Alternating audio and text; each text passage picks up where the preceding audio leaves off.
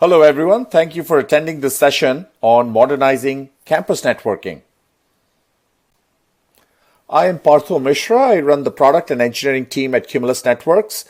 As most of you probably know, Cumulus has been one of the pioneers in the area of disaggregated networking for the data center.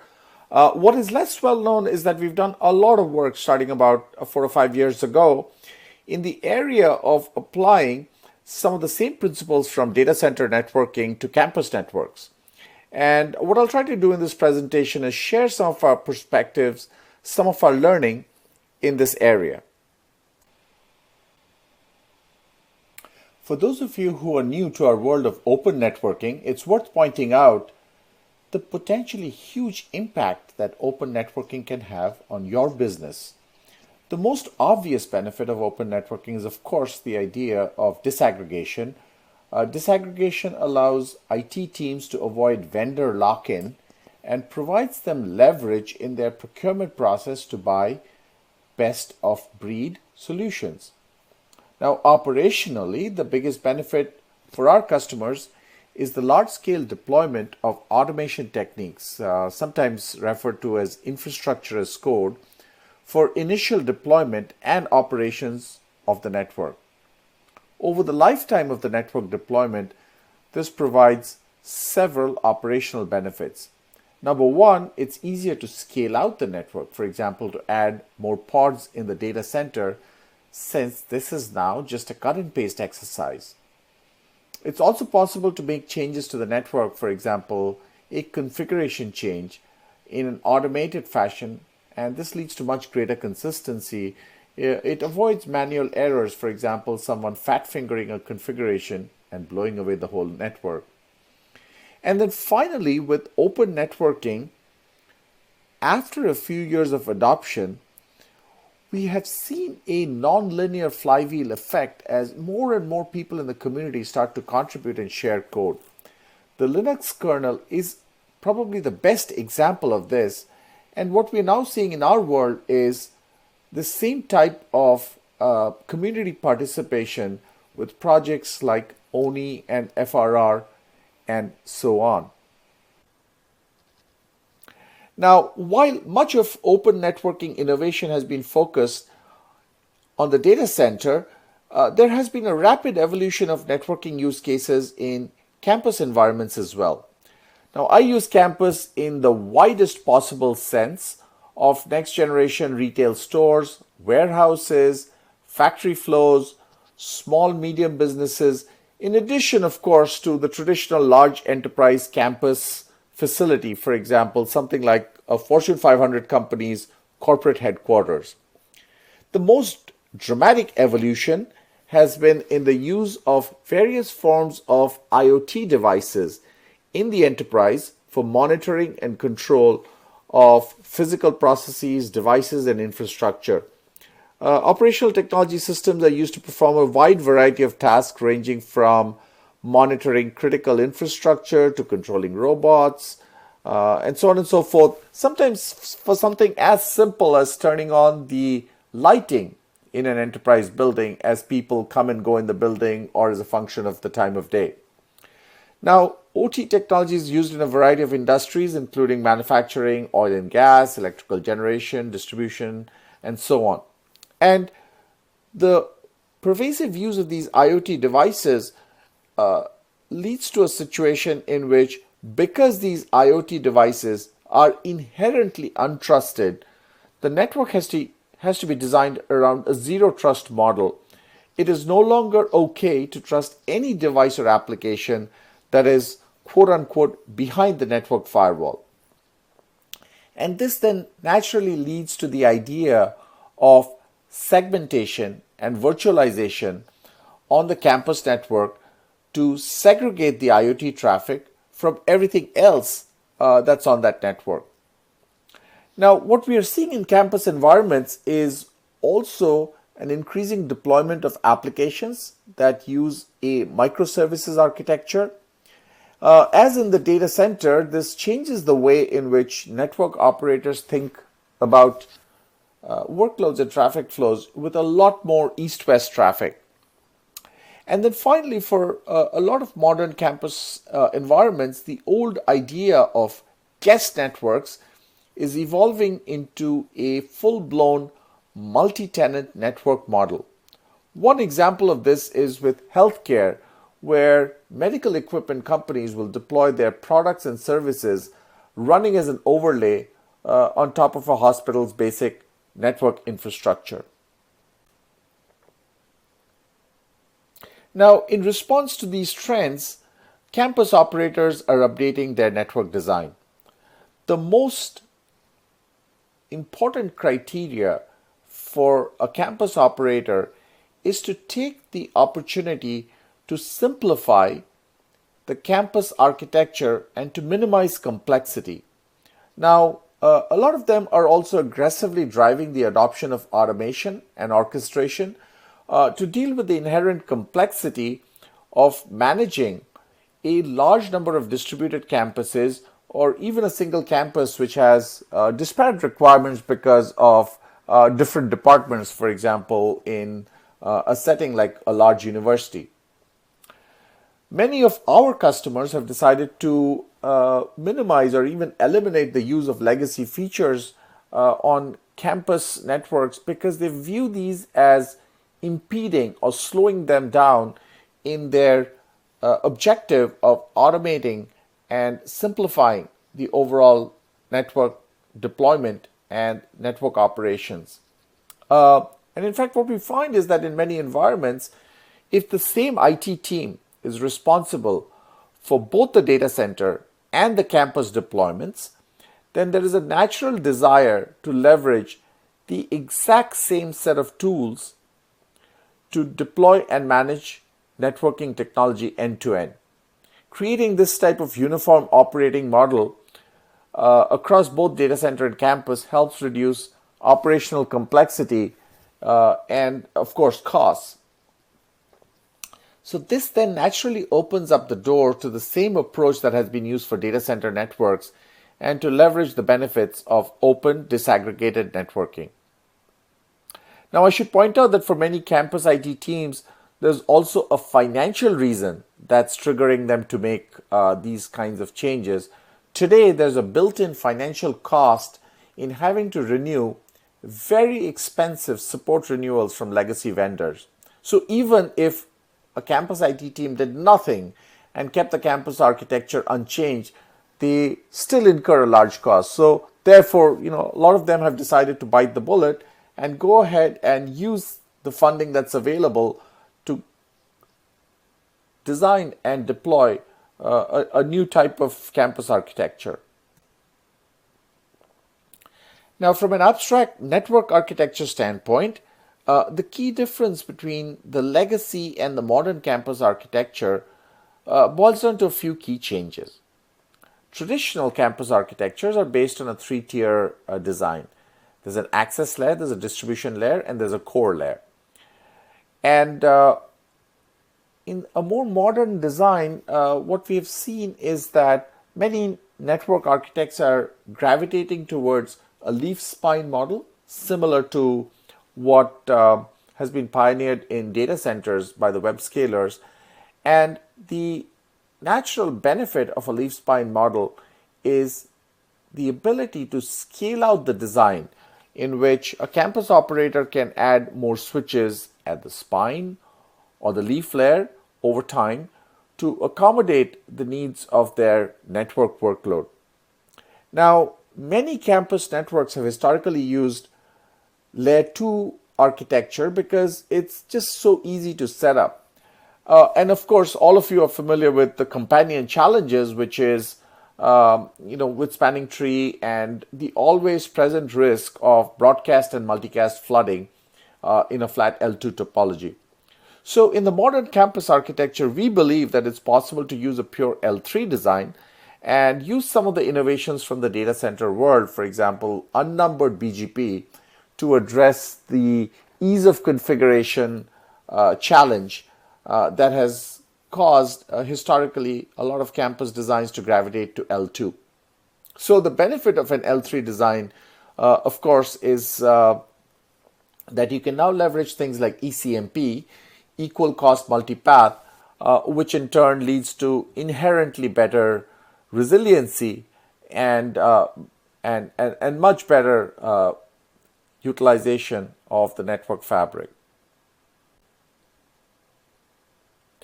Now, in practice, what we find is that our customers make some very pragmatic choices in deciding how to evolve their campus networks. They understand the trade-offs, they understand the benefits of different approaches, and usually they're very pragmatic in terms of picking a design that best meets their needs.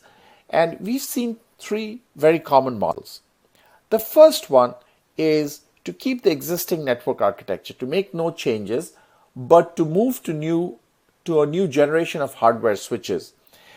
Due to a new wave of semiconductor devices that have come into the market in the last 12 to 18 months, the new generation of network switches offers some immediate benefits, higher speeds and feeds, more ports running at higher speeds, more powerful hardware capabilities. The CPUs are more capable, you have larger memories, you have much more drive capacity.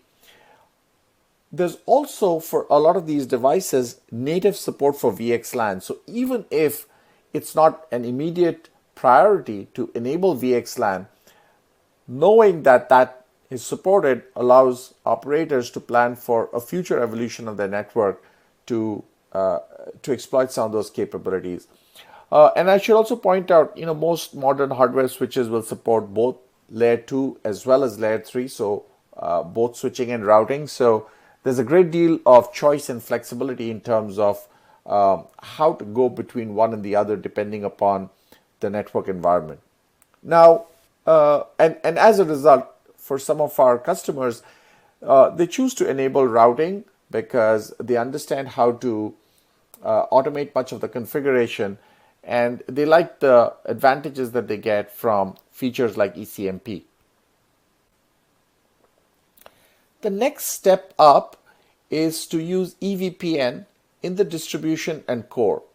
Now, this gets the operator to become familiar with EVPN VXLAN, including how to deploy BGP, including how to automate, and all of the other benefits that I talked about earlier, but without having to touch the access layer where they have the greatest number of switches and where there is the greatest end user impact. So again, this is something that we've seen a bunch of our customers adopt and deploy in the course of the last several years. Our most forward-looking customers are transitioning completely to a pure cloth leaf spine type design, where the leaf spine architecture is used to interconnect the distribution and the access layers based on the EVPN principles, and EVPN VXLAN is also used to connect from the spine layer to the border leaves. So in this architecture, it's possible to potentially eliminate the entire traditional core layer and connect the border leaf switches directly to the campus firewall. So we see all these different models of how the network architecture is evolving. Sometimes it's evolutionary, and sometimes, as you see in this example, it jumps right ahead to kind of the end state and takes a very aggressive, very modern approach. There are a small set of features not found in data center switches that are required in campus switches. The most important one of this is 802.1x, which is used for authentication of endpoints.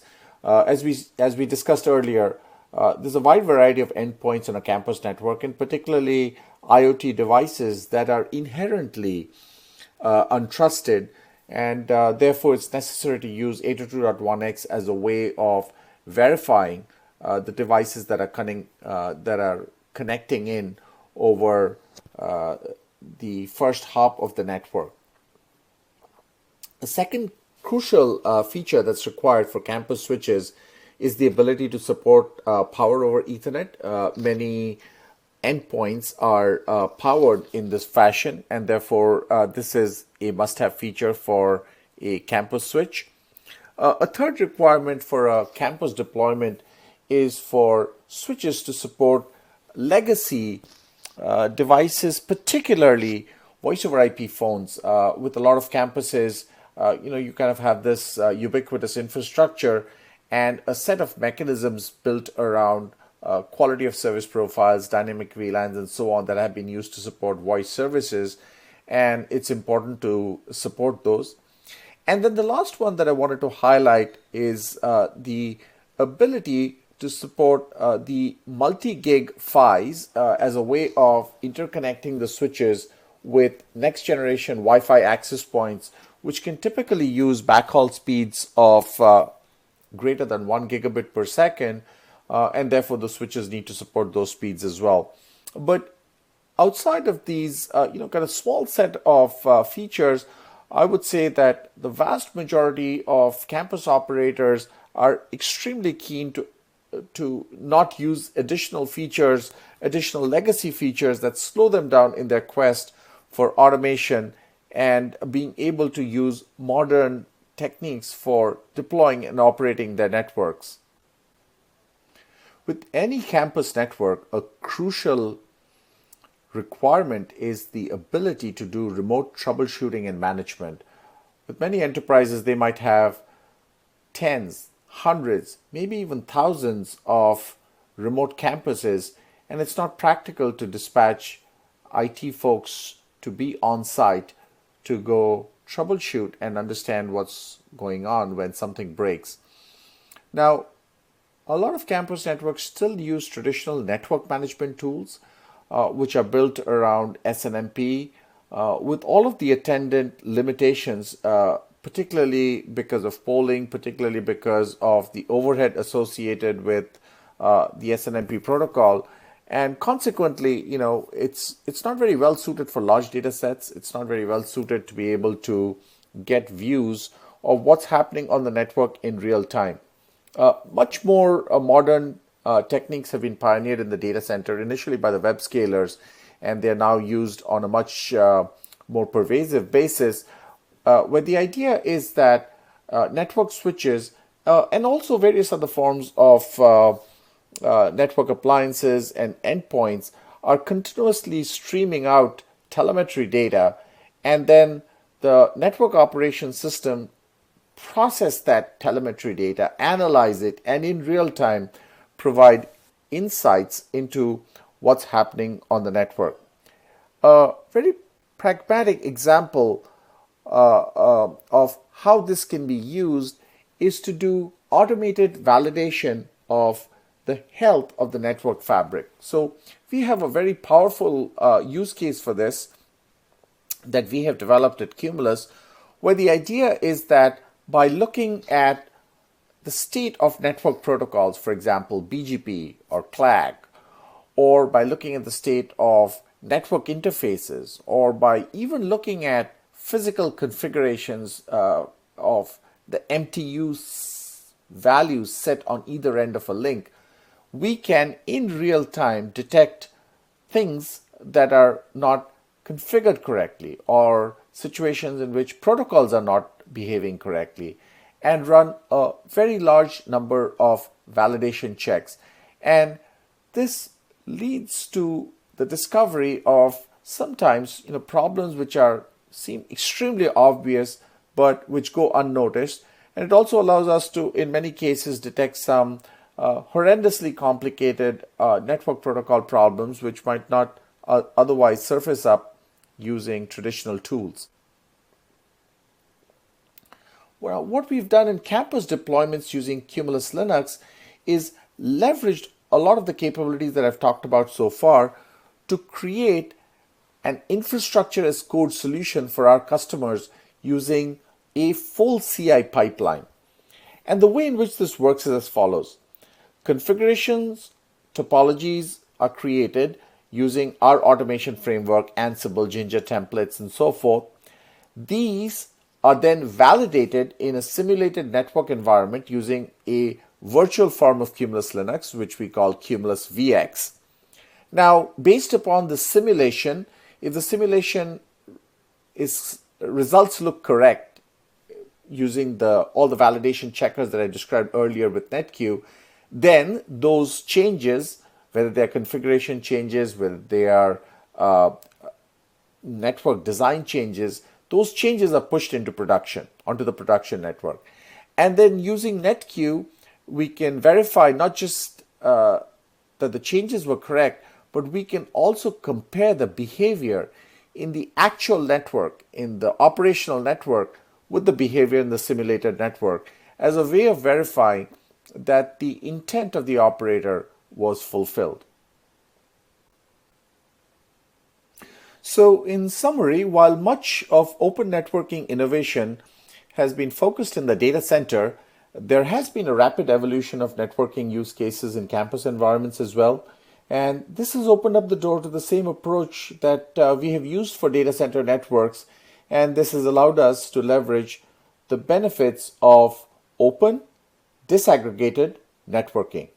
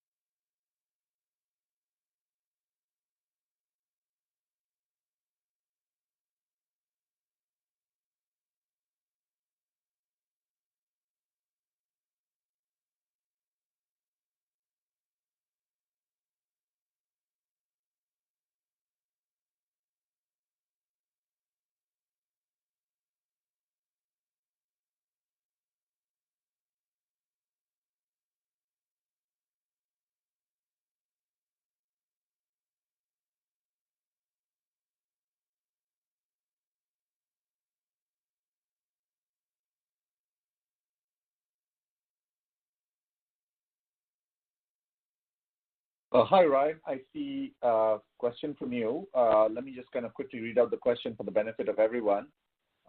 You had mentioned EVP and VXLAN at the access layer. Are there any current Cumulus-supported PoE switches that support this, or are any on the horizon? So you're indeed correct. There are Cumulus-supported PoE switches. There's a family of Dell switches on which we do support EVP and VXLAN. And these are scheduled for introduction through the middle of this year, so Q2, Q3, and so on. And happy to follow up offline with you on the specific model numbers. Would love to kind of get your feedback on kind of your use cases and how you'd like to use them.